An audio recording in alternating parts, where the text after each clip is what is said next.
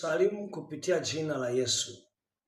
Siku ya leo ni siku njema ambayo Mungu ametupa neema, ametupa baraka. Tujifunze neno la Mungu. Naitwa Mchungaji Tindo, nipo hapa Mwanza.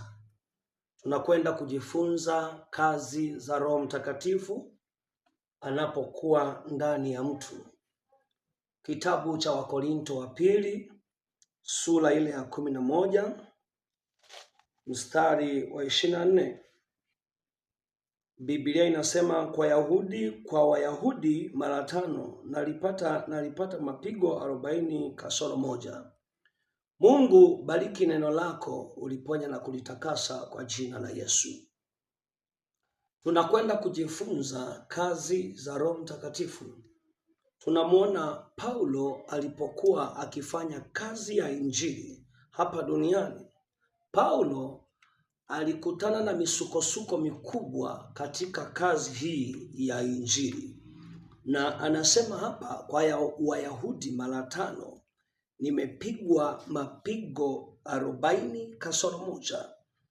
Kazi ya Roho Mtakatifu anapoingia ndani ya mtu ni kumpa msukumo, ni kumpa hamu, kiu ya kutenda mapenzi ya Mungu. Roho Mtakatifu anapoingia ndani ya mtu humpa hamu, kiu, msukumo wa kuyatenda mapenzi ya Mungu.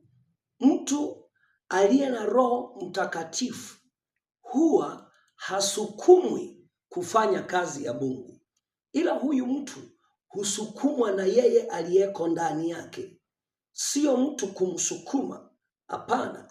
Huyu mtu atafanya kwa kujituma kutokana na msukumo unaotoka ndani, yaani msukumo unaosababishwa na nguvu za Roho Mtakatifu. Ile kiu, ile hamu inamfanya huyu mtu asisukumwe na watu, inamfanya huyu mtu asitumwe, bali ajitume mwenyewe kuifanya ile kazi ya Mungu.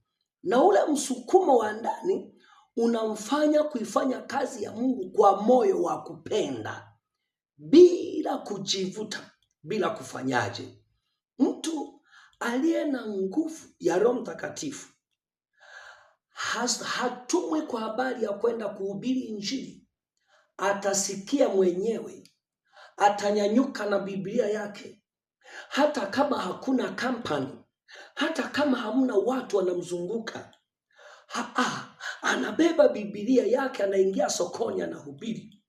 Paulo amepigwa mapigo 40 kasoro moja. Kama usingekuwa ni msukumo wa Roho Mtakatifu, asingeweza.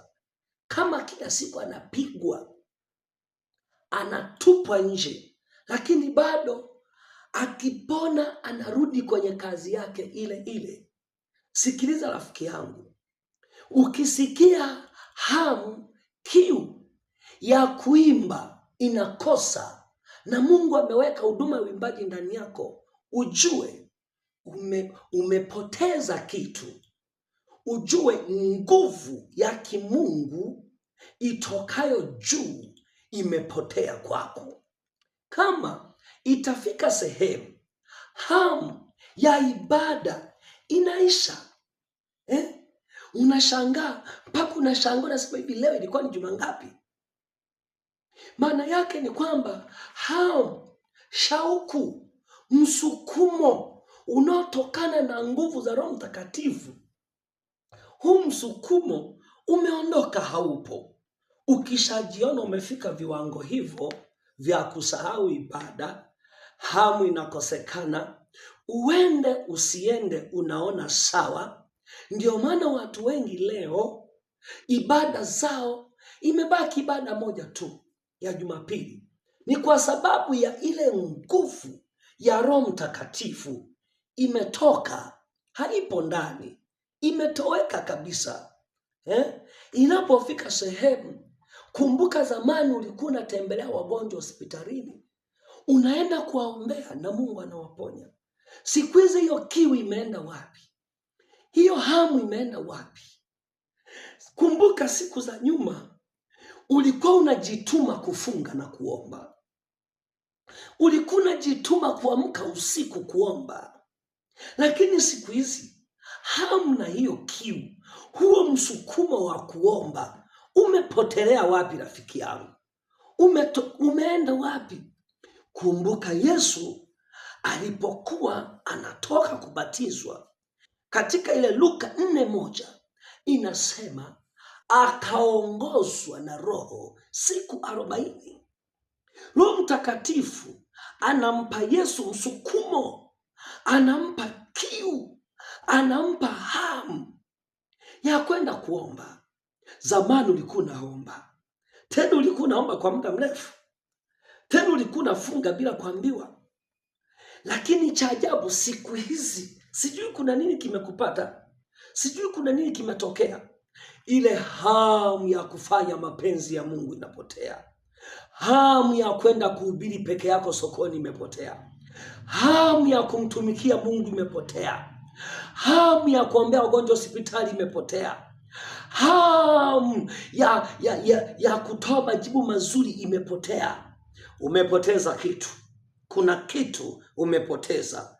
Yaani nguvu ya Roho Mtakatifu imepotea. Imetoka, imehama. Na kuomba rafiki yangu, kumbuka kiu yako ya kwanza. Kumbuka kiu yako ya kwanza. Ili upate kutimiza mapenzi ya Mungu na kusudi la Mungu, kumbuka utumishi wako wa kwanza. Na umwambie Mungu akusaidie. Naomba kiu yangu ya kwanza ya kwenda kuombea watu hospitali. Naomba hamu, naomba msukumo. Niende nikatumike tena. Ulikuwa unasaidia watu. Ulikuwa na kesha unaomba. Hamu ya mikesha imekwenda wapi? Mungu akubariki sana. Asante kwa haya machache ulionisikia. Naitwa Pastor Tindo, kwa jina la Yesu. Mungu akubariki. Amen.